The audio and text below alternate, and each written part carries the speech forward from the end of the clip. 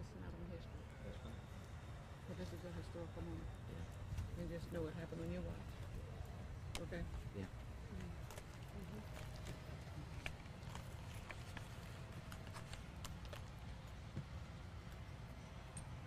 Everybody set to go? Is that affirmative from? Okay. I'd like to welcome everybody to Portsmouth Historic Cedar Grove Cemetery. And I can only underline and capitalize the term historic. This was Portsmouth's first cemetery. Veterans from every war, from the Revolutionary War to World War II, are buried here. And although there's a marker that says 240 of those were veterans of the Confederacy, it's actually over 400 members who served in the Confederate forces, both Army and Navy, buried here. So this is it's not only a cemetery, it's like a museum. It's a place where you can come and reflect and meditate and commune with God, but also celebrate history. It's my honor to be standing here with two very good friends, one that goes back more than 3 decades, my dear friend, Senator Louise Lucas. We've known each other and been in each other's lives for over 3 decades. And my colleague on council, Lisa Lucas Burke, who was, like me, elected to City Council last November, and we took office on January 1. I'm here to announce that I'm advocating the moving of our Confederate monument from its current location at High Street and Court Street to this very spot where we're standing.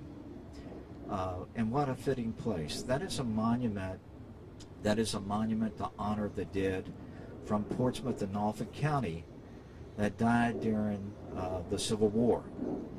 And there were 479 people from Portsmouth and Norfolk County that died during the war or were killed during the war. And so this is a very fitting location for the monument to be. And as you look behind me, you see North Street, and when we replace this wall back here, visualize a wrought iron fence that opens up the vista of this historic cemetery, this historic park, this historic museum to those who may either walk or travel on Effingham, one of our busiest streets in the Commonwealth, in Portsmouth, and North Street. Now, the discussion about the movement of the monument is not a new one. In fact, you go back to 1945. In fact, on November the 19th, 1945, the Portsmouth chapter of the Veterans of the Spanish-American War adopted a resolution, and they presented it to City Council a couple of days later, asking that the monument be moved to City Park. And if you read the resolution, there are a lot of whereases, but it says, whereas that this has been a topic of discussion by a great number of prominent citizens in Portsmouth over the last decade. So the discussion about moving this memorial, we can find records of that discussion as early as 1935. So it's only fitting that we grant the request of that chapter of the Spanish veterans of the Spanish-American War and move the monument here. And again, I emphasize that this is a movement, not a removal. We very much still honor those that died. It is time. The Civil War hurt a lot of people. It divided our country. And we don't need to perpetuate that hurt in the year 2017. It is now time to call an end to that war. It is now time to call an end to that war. and remember those veterans who died in that war in a appropriate place. A place that one can do family research, historical research, or reflect on the past and the future. Portsmouth has a bright future. And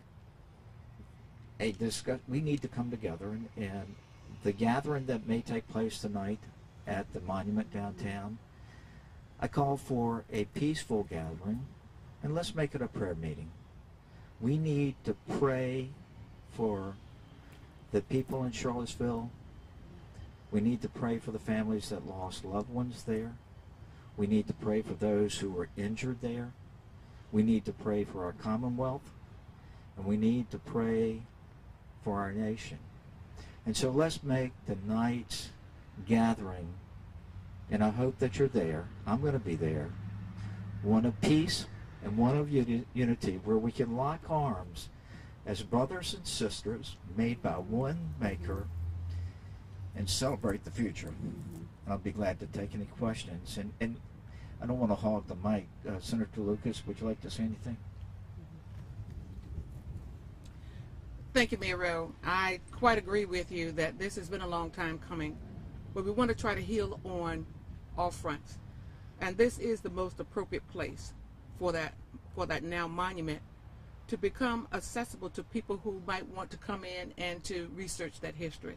And I think this is perhaps the most appropriate thing that will bring about the healing that we so much need in, not just in the city of Portsmouth and in Charlottesville, but all across this nation. Lisa? Yes. I want to stand to also in support of the monument being moved here, but the comment with my colleague, Dr. Whitaker, wanted us to do something, and I was in favor of us doing something. So I'm glad that the mayor came up with an option. People do have a right to protest, and we didn't want to restrict people's right to protest, but I wanted to do something that would bring unity. So I think this is the best option that we have for today, and I hope that it will be carried on in other cities who have not done something like this to date. Now today is the first step, and we need to take one step at a time to get us there. And so again, I invite everybody to come this evening and help us pray for unity and peace. And now I'll be glad to answer any questions. Mr. Mayor, what do you say to the people who may come out tonight who say that that monument should stay where it's at? It was built there, it was put there. What do you say to that? Well, that's a right to say that, but I would say to them that this is a more appropriate place, that this is where nearly 400 Confederates are buried. It's a very historic cemetery where veterans from every war, from the Revolutionary War through World War II, are buried, and so that it's very appropriate. And they're entitled to their opinion, but I would hope that they would understand that that monument is like a gravestone. And where do you find gravestones? You find them in cemeteries. Let's talk about the legal issues that you might face in trying to move the monument. Okay, there are some who feel that the city doesn't own it, and they may be entirely wrong. The city has maintained that monument for decades. It certainly owns the dirt underneath it. It's a very historic. The city had it surveyed by the Department of Interior, so we know everything there is to know about the monument. We know even who posed for to be models for the statue. So I don't see any legal hurdles in getting the monument moved here. And again, I emphasize moved. How much is this going to cost? Don't know, but you know, that's what we do as local government. We do things that do cost money, and I don't mean that lightly, but certainly we can find the funds to do this. It's one estimate, and I wasn't with the city when that estimate was made, was something more than 100,000, something like 117,000. That's look how long the monument has been here. That site first was approved in 1874. The cornerstone was laid in 1876. In 1884, the last of the statues were put on there. And so if you're looking at a monument that's more than 100 years old, you amortize that cost, it's pennies over the future. And where would those funds come from? Obviously you said It would come from the general fund. It would. Yeah. Just like, we operate City Park and the boat ramp, we operate Willett Hall, we operate all sorts of things. It would come out of the general fund. Does any of this come from Councilman Mark Whitaker's email to council, to you, about peaceful protest, but also the removal of that monument? Well, yes and no. And primarily no, because this is something that's been on my heart for a long time. And as you can see, I've been thinking about this and researching about this for a while. And so it's important that this country stand up for evil and not tolerate what took place in Charlottesville. And Charlottesville was kind of a watershed moment. And we need to call out evil for evil. And anybody that tries to dominate another race, particularly white supremacy, that should not be tolerated at all in the United States. It should not be tolerated in the Commonwealth of Virginia. It will not be tolerated here in Portsmouth. Tonight at this gathering that you're calling, what are you expecting? Are you obviously, what happened in Charlottesville, we're praying nothing like that ever happens here. No. Can you touch on that? We're hoping that we can join hands, arm in arm. Every single person grab a hand and pray for peace and unity, and pray for the people who were affected in the most tragic way in Charlottesville. Are you expecting other city council members to be there tonight? Who else will attend? I have tried to contact every member of council. They're busy, and the ones that I could not get, I left detailed telephone message. So we try to operate as a city council, not to surprise each other. Do you hope that other cities like Norfolk follow the same trend as what you're doing? I hope. As I said, it's time to stop fighting that war. That war ended more than 100 years ago, and it should not be the basis of this country being divided in the year 2017. So yes, I would hope that other cities can find an appropriate place, whether it's a cemetery or a museum. A lot depends on the monument. I mean, ours is not a monument to an individual. It's a memorial. It's a memorial to 479 people who died in that war. So it's a little bit different. Norfolk's monument is the same. Going back to that step by step, what can you tell our community about the timeline? When do you want to see this move? What do you do now that you've made this announcement?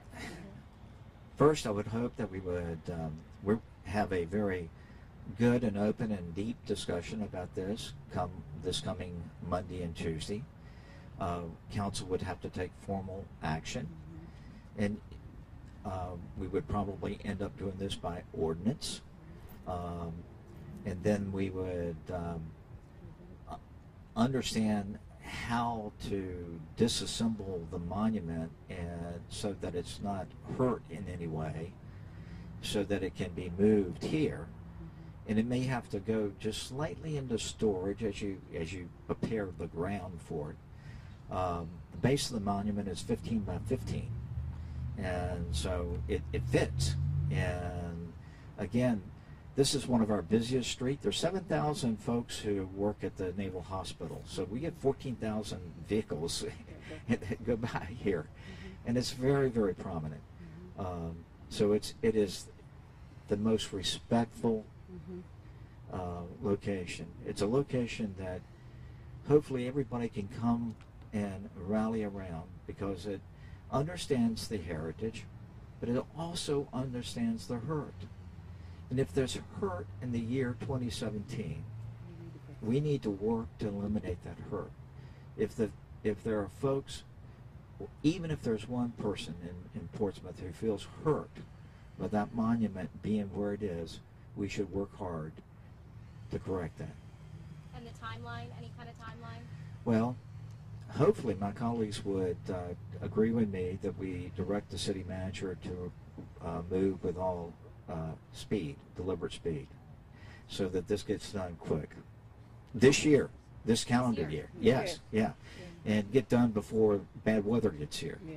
It's always challenging in Hampton Roads to work during the winter. So my personal desire is that it be done before Christmas, way before. Any other questions? I see Reverend Blunt here, and could I put you on the spot and ask you to close us with a prayer?